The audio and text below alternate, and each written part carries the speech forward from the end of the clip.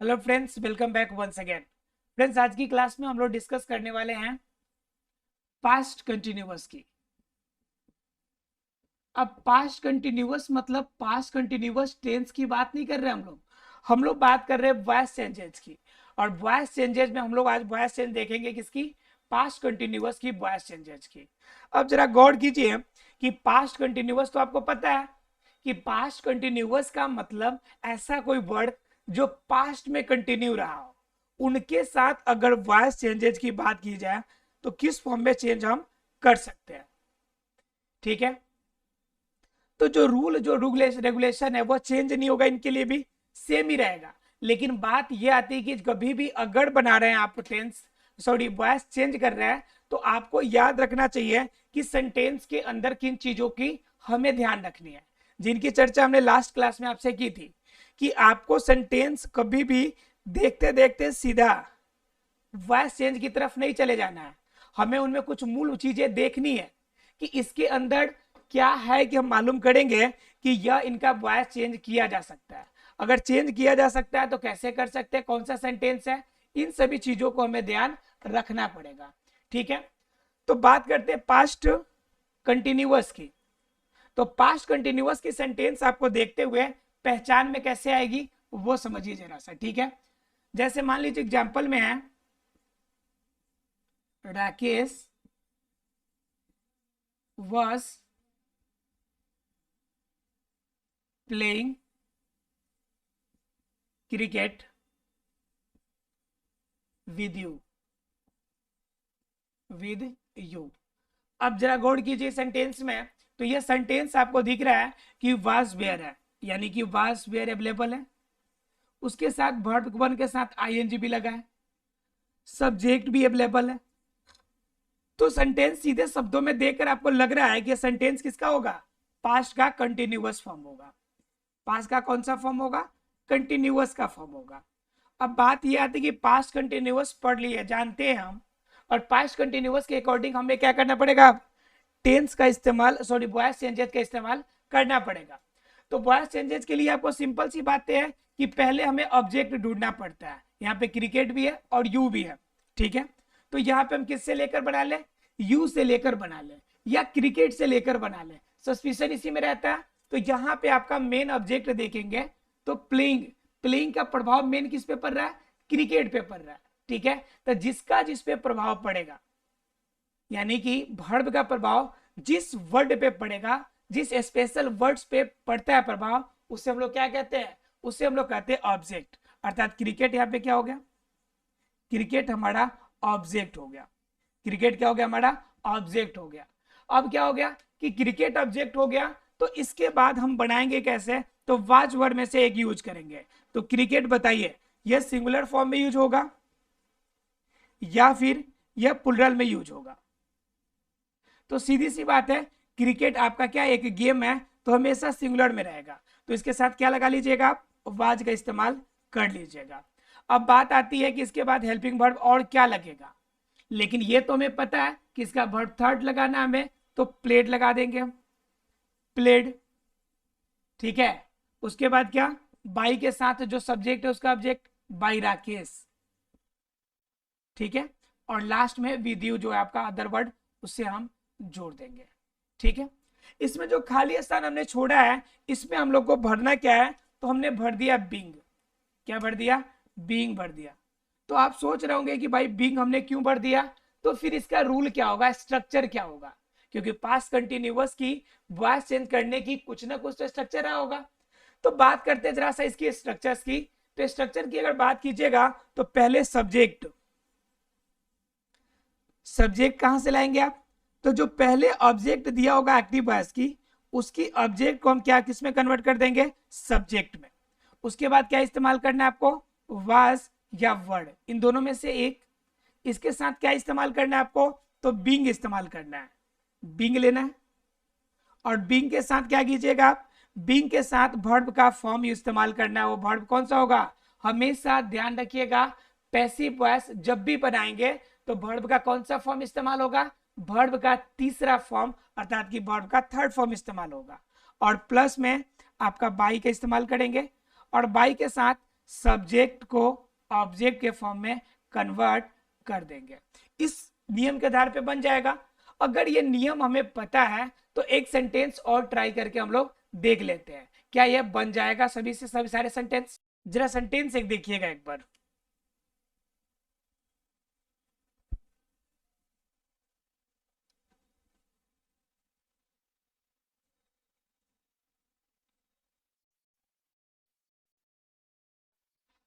और इस सेंटेंस को जरा एक बार बनाने की कोशिश कीजिएगा। दे वर डूइंग नथिंग। जरा सेंटेंस को देखिए और सेंटेंस को बनाने की कोशिश कीजिए। दे वर डूइंग नथिंग, वो कुछ भी नहीं कर रहा भाई, वो लोग कुछ भी कर ही नहीं रहा है, बिल्कुल भी नहीं कर रहा था, मतलब बिल्कुल शांति से बैठा था, कुछ भी नहीं कर रहा था। सेंटेंस को बनाना है, ठीक है। तो सेंटेंस को कैसे बनाइएगा, आप ढूंढिएगा इसमें ऑब्जेक्ट। तो ऑब्जेक्ट के जगह पे तो यहाँ पे नथिंग है, तो हम नथिंग को सब्जेक्ट बना लेते हैं, नथिंग। अब बात एक और क्वेश्चन उठती है कि नथिंग के साथ तो वाज लगाइएगा या वर्ड लगाइएगा। नथिंग वाज होगा या नथिंग वर्ड होगा। तो नथिंग मतलब कुछ भी नहीं। अब कुछ भी नहीं क्या है, वाज है कि वर्ड है। तो नथिंग मतलब कुछ भी नहीं, नथिंग क्या हो जाएगा हमारा सिंगुलर फॉर्म में, तो नथिंग वाज या नथिंग वर्ड, ये दो चीजें कंफ्यूजन वाली, ठीक है। तो क्या हो गया कि वाज या वर्ड क्या लगाएंगे आप इसके साथ में, क्योंकि यहाँ पे आपका तो सेंटेंस हमने ले लिया कि दे वर नॉट डूइंग नथिंग। अब यहाँ पे नथिंग मतलब होता है कुछ भी नहीं, कुछ नहीं। अब कुछ नहीं आप सिंगुलर में ले रहे हैं या प्लूरल में, तो यहाँ पे याद रखिएगा कि नथिंग होगा या वाज के फॉर्म में जाएगा, अर्थात कि सिंगुलर के फॉर्म में इस्तेमाल हुआ है और सिंगुलर के फॉर्म में इसका यूज कीजिएगा, ठीक है। तो नथिंग जब सिंगुलर के फॉर्म में होगा तो वर्ड लगेगा कि वाज, तो वाज ही लगेगा, सीधी सी बात है। अब इसके बाद आता है कि वर्ब का फॉर्म। तो यहाँ पे आपका वर्ब क्या है, डूइंग है। डूइंग है तो इसका वर्ब थर्ड क्या हो जाएगा, इसके पहले भी लगाना है कुछ, वाज वेयर के बाद क्या लगाना है कि बिंग लगाना है, तो बिंग हो गया आपका, बीइंग हो गया। उसके बाद क्या, डूइंग वर्ब है, तो डूइंग का वर्ब थर्ड क्या हो जाएगा, डन हो जाएगा। क्या हो जाएगा, डन हो जाएगा। अब जरा सोचिए कि इसके बाद आप क्या लगाइएगा। तो यहाँ पे आपको लगाने का इच्छा होगा तो बाय देम लगाइएगा, जो कि बिल्कुल गलत हो जाएगा। बाय देम मैंने मना किया आपको, बाय देम का यूज नहीं कीजिएगा आप। तो क्या हो जाएगा, नथिंग वाज बीइंग डन। बताइए कितना इजी क्वेश्चन है, लेकिन एग्जाम में क्वेश्चन जब आते हैं, ये क्वेश्चन मैंने एग्जाम्पल इसलिए लिया है क्योंकि ये 10th और 12th दोनों के एग्जाम में ये क्वेश्चन पूछा गया है, ठीक है। ये प्रीवियस ईयर के क्वेश्चन है, 10th में भी एक बार आ चुके हैं, 12th में भी। तो इसे याद रखिएगा, दे वर डूइंग नथिंग यानी कि नथिंग वाज बीइंग डन, यानी यह क्वेश्चन आपका आसानी से चाहे तो बना सकते हैं। लेकिन यहाँ पे ध्यान रखना है कि कंफ्यूजन बच्चे यहीं पे होते हैं कि नथिंग के साथ बात लगे, जैसे कि कभी कभी समथिंग समवन के साथ भी होता है। एग्जाम्पल देखिए जरा से एक और, देखिए ऐसे क्वेश्चंस को आप एग्जाम्पल जब देखेंगे, जब इसीलिए मैं कहता हूं कि हमेशा आपको रूल पढ़ने के बाद आपको क्या करना है, कुछ क्वेश्चंस की प्रैक्टिस करनी है, क्योंकि बिना प्रैक्टिस के आप परफेक्ट नहीं बन सकते हैं। परफेक्ट अगर बनने की इच्छा है तो आपको प्रैक्टिस करना पड़ेगा, ठीक है। एग्जाम्पल देखिए एक और, someone was stolen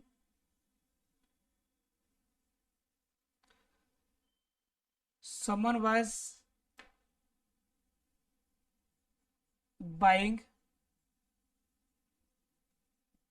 this card, this card ही रहने दीजिए।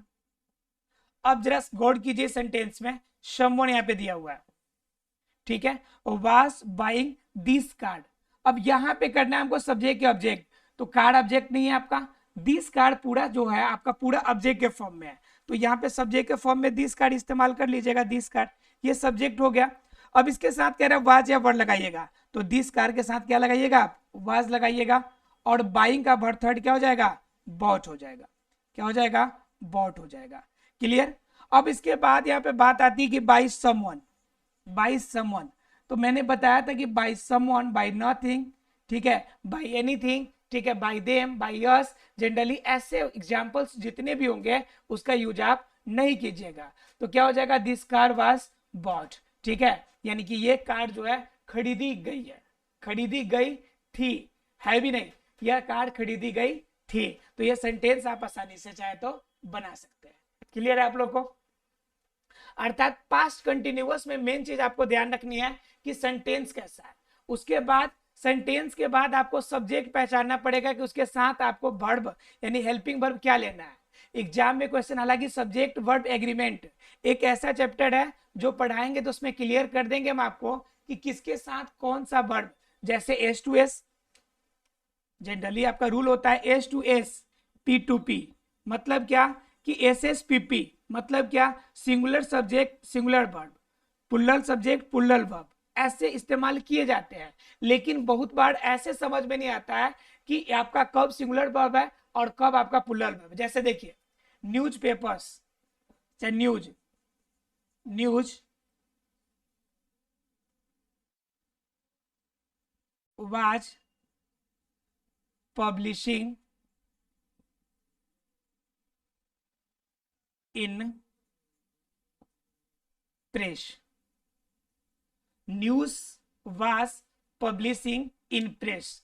अब बात आती है कि सेंटेंस में देखिए कि सेंटेंस पहले देखिए कि ये वॉइस चेंज होने वाला है कि नहीं। News was publishing in press, अब सेंटेंस देखकर सीधा आप तो पहचान नहीं सकते, सीधा पहचानने की कोशिश कीजिए क्या यह सेंटेंस आपका वॉइस चेंज होने वाला है, क्या पब्लिशिंग वर्ड ट्रांजिटिव है या इंट्रांजिटिव है। ठीक है, तो पब्लिश बुक, पब्लिशिंग पब्लिकेशन का आपका पब्लिशिंग का प्रभाव पड़ रहा है, मतलब पब्लिशिंग क्या हो गया, एक प्रकार का क्या है, यह ट्रांजिटिव वर्ब है। अब इस सेंटेंस को जरा बना के देखिए। अब देखिए यहाँ पे न्यूज है, न्यूज के साथ वाज लगा हुआ है, यहाँ पे न्यूज में एस लगा हुआ है, देख के आप वर्ड का इस्तेमाल करते हैं। तो ऐसे सेंटेंस कुछ वर्ड्स होते हैं जो देखने में प्लुरल लगते हैं लेकिन यूज हमेशा किसमें होंगे, सिंगुलर में। तो वॉइस चेंज करते समय आपको ये वर्ड ध्यान रखना है कि कहाँ पे आपका सिंगुलर फॉर्म यूज करना है। तो बताइए इसका क्या हो जाएगा सेंटेंस, तो हो जाएगा न्यूज। यहां पर देखिए ऑब्जेक्ट कुछ भी नहीं दिया हुआ है, ऐसे सेंटेंस एग्जाम में देते हैं जिसमें ऑब्जेक्ट नहीं दिया हो। तो ऑब्जेक्ट जिसमें नहीं दिया हो उसको सब्जेक्ट के जगह पे सब्जेक्ट रहने देंगे लेकिन उसी को सिर्फ वॉइस चेंज कर देंगे। ठीक है, जैसे क्या हो जाएगा, देखिए इसका हो जाएगा न्यूज, न्यूज के साथ वाज लगा है तो वाज ही लगेगा। अब यहां पे हम क्या कर देंगे, बीइंग वर्ड का यूज कर लेंगे। ठीक है, मतलब हमने सब्जेक्ट को ही, जो ऑब्जेक्ट था इसी को मान लिया हमने ऑब्जेक्ट भी।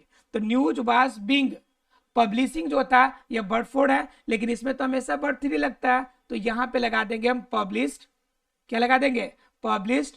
अब बात आती है इसमें बाई के साथ ऑब्जेक्ट लगा, सब्जेक्ट को ऑब्जेक्ट करने की, तो यहाँ पे सब्जेक्ट को तो हम यहाँ पे पहले इस्तेमाल कर लिया है, तो बाई न्यूज वहां पर नहीं यूज करना है, ध्यान रखना है। उसके बाद क्या, कहाँ पे, इन प्रेस। तो आपको हमेशा याद रखना है ऐसे चीजों को जिन चीजों का रिपीटेशन नहीं हो, नहीं तो सेंटेंस आपका गलत हो जाता है। जनरली पास्ट कंटिन्यूअस देख के इजी लगता है लेकिन जब सेंटेंस बनाते हैं कभी कभी क्वेश्चंस को थोड़ा सा घुमा के दे देता है एग्जाम में, तो आप कहते हैं कि सेंटेंस ही समझ में नहीं आ रहा कैसे बनेगा। तो ये बना सकते हैं news was being published in press, तो ये इस तरह से आपका सेंटेंस क्या हो जाएगा, इजिली सही हो जाएगा। तो पास्ट कंटिन्यूअस के सेंटेंस आशा है कि आपको समझ में आ गया होगा कि कैसे बना सकते हैं, इजिली सॉल्व कैसे कर सकते हैं। मिलते हैं अगले क्लास में अगले टॉपिक के साथ, तब तक के लिए thank you very much friends.